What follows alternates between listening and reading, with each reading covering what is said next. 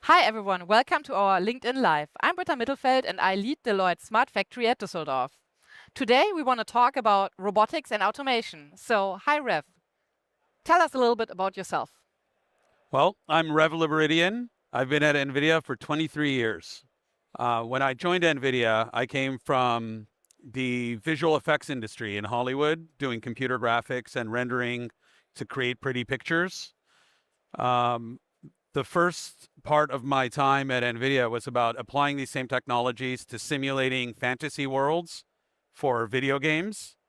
But for the better part of the last decade, I've been applying these technologies that we first did for largely entertainment purposes to simulating the real world so we can build AIs that will operate in our world, essentially robots.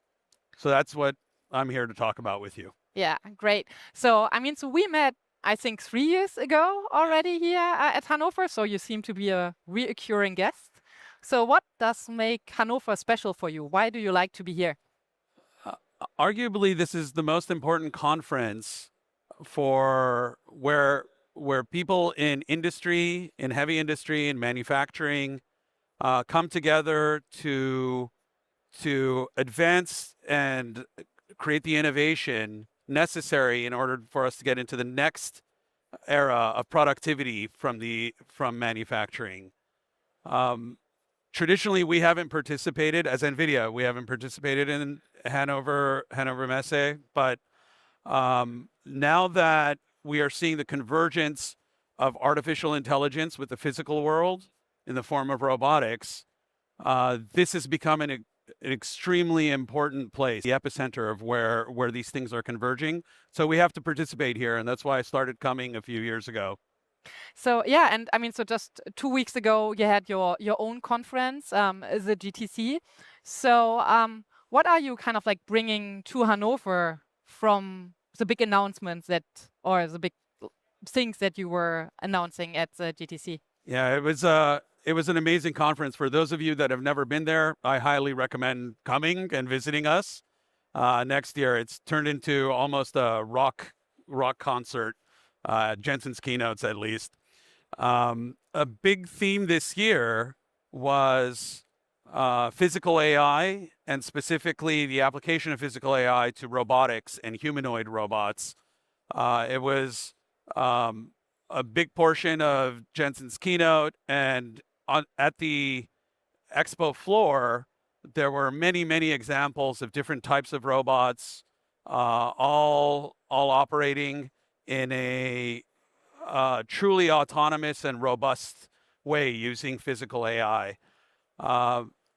This year felt like we finally have gone from it being science fiction to the beginnings of it becoming a reality. We've been talking about robots, for decades, even before I was born. It's been part of sci-fi, but now it's actually turning into an industry, and we're bringing essentially that same energy we had at GTC over to Hannover in this conference. Yeah. And so I see, because for example yesterday at the opening ceremony, so at the beginning what was on stage, 3 robots, right? So it's kind of like a similar theme. But what else have you wandering around at the fair this morning? Is there anything else that you identified as one of the key topics of Hannover and of the manufacturing industry right now? Well, we've been talking about this idea of digitalization, of simulation in the process of designing and operating our factories, our physical products. This has been a theme for many years, but this year it seems like it's happened. Walking around, seeing all the demonstrations at the various booths, it's no longer about convincing the industry as a whole that they should do this. Now it's more about how can you do it? Doing it, and how can you do it and do it better? Yeah, I have the same feeling. So and I have too the same feeling about like the dramatic improvement of like robotics and automation right now, so that really something is is happening there, and this will really change the way on how we work in manufacturing. So what do you see as the most significant shifts in automation and robotics over the last, let's say, like 3 to 5 years? Well, we've had robots in manufacturing for a while. It's been a few decades now. You see them in certain factories, but they're still used in limited capacity, because introducing robots into your processes requires a huge investment up front, both in terms of the capex to put them in there. You have to design your factories and your factory lines around the robots. You have to section them off from humans. And programming the robots is extremely difficult, and they're fundamentally not robust. If anything changes, they haven't been adaptable. Industrial robots we have today are largely not very intelligent. They have no intelligence. They just do the same thing they've been programmed to over and over again, and they're blind. They can't see.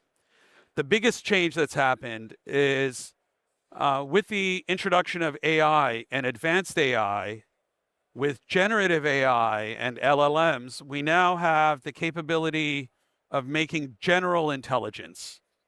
Applying the same technology of general intelligence that we have with language, with LLMs, to the physical world has unlocked the possibility for us to create robot brains that are robust, that are general purpose, that are adaptable. And it took a little bit from the introduction of ChatGPT to get to this moment. It's been 2.5 years, but it seems like everybody has now realized that this has unlocked this capability. The dream of having general purpose useful robots is now possible because we can create a good robot brain. And you're seeing it all around us here. Yeah, definitely. And I think we did a similar project in our own smart factories, where we trained not a humanoid, but a robot arm in the way you described. And it's just amazing how much faster you are when you're using AI than kind of like when you have to change always what you're doing, depending on the setting up of the process that you want to automate, etc. So completely agree. On the other hand, I'm sometimes wondering, why do robots have to look like humans, right? Like, so humanoids are a big thing right now. And I sometimes wonder, like, do we really need those, or do smart robots maybe just, look like the robots in the old times? They are just smarter. What do you believe? What will we have there? In the long run, we're going to have robots of all kinds that have many different shapes and bodies and forms. We already do to some extent. If you go to an advanced automotive factory today, you see many different kinds of robots that don't look like humans at all. Maybe they're large arms or very, very specific machines and grippers and things designed for a specific process. But what's interesting about right now is that with the unlock that's come from AI and general purpose AI, we now have the possibility of creating a general purpose robot. And the most general purpose robot that will be useful for us right now is one that's kind of like a human, because the spaces that we've created where humans go do work are designed for humans that are roughly human height, that have 2 arms, that can fit and navigate through those same spaces. And so humanoid robots are a huge opportunity. We believe at NVIDIA that this is going to be the fastest growing segment of robotics in the coming years. Because we can just take these general purpose robots and drop them in our warehouses, drop them in our factories, and have them start doing useful things. But over time, we'll see more and more different interesting form factors of robots emerge that would be useful as well.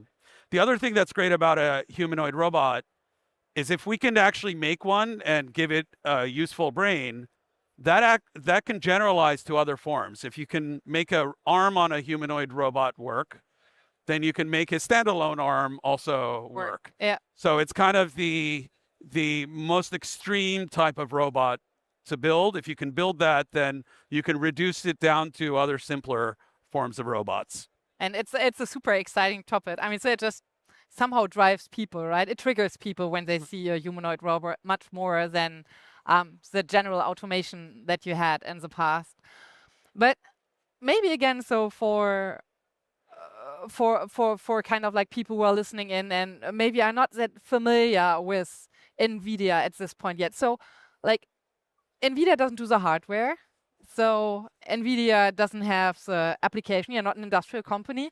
So what are NVIDIA's like, so core capabilities to make this actually work or work faster, work better than what we have seen in the past? NVIDIA's position in all of this is the same as it's always been. We build accelerated computers. We build this computing stack that's necessary, the fundamental technology to do computing for problems that are too hard for normal computers. To build physical AI and to deploy it, to create robots, we need 3 types of computers. Generally, when we talk about the computer for a robot, people think of the computer that's inside the robot or the one that's actually driving the robot. Yeah. That's an important one, and we build those. Those are our AGX systems. And when I say we build a computer, it's not just the chip or the system and the physical computer hardware. It's also the layers of software you need all the way up through the operating system and algorithms. But before you can use that computer, you actually need the software that's going to run on that robot computer. And that software, the AI that's going to run on it, is produced in an AI factory. And that's another computer we build. That's the one that we're actually most famous for right now.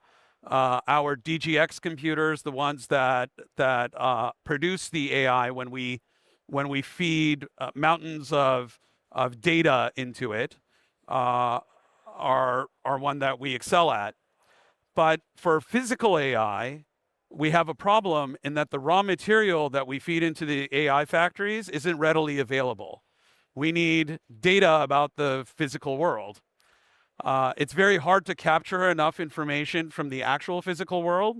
So the way we do that is by building a third computer, the simulation computer, or what we call the Omniverse computer, that replicates the real world and the laws of physics that govern the actual world inside a special computer that could then generate all of the data we feed into the AI computer, which then produces the brain that we put inside the robot computer.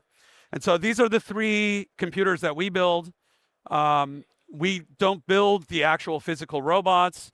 We don't build the final solutions that go solve the specific problems of all of the different enterprises in different industries. We build the broad technologies, the fundamental computing architecture, and the 3 computers necessary to build all of this. Okay. So that's really exciting, I think. So which advice would you give to, like, so to the companies who are here in Hannover in order to, like, so get this humanoids into action or get like smart robots, smart automation into action, if you want to call it this way? Well, first and foremost, before we can have humanoids and robotics, these really intelligent, autonomous robots available at scale, we have to build them. And I think this is a unique opportunity, especially here in Germany.